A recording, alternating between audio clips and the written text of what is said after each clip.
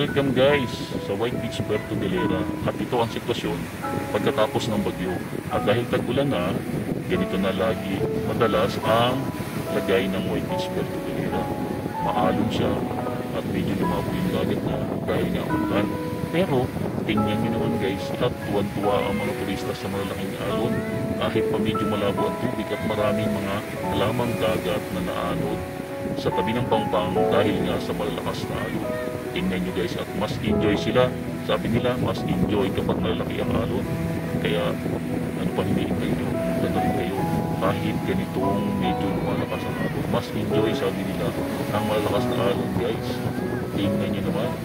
At ang mga nagkalap na yan sa beach ay yung mga halamang dagat na natanggal sa ilalim dahil nga sa lakas na alon. Kaya kung hindi siya mga basura nagalit sa mga at kaya enjoy ng mga turista. Kaya pagkatapos kadadaan lang ng bagyo, kaya kailangan i-enjoy. Salamat sa inyong pag-report. Please like, share, and subscribe sa aking channel.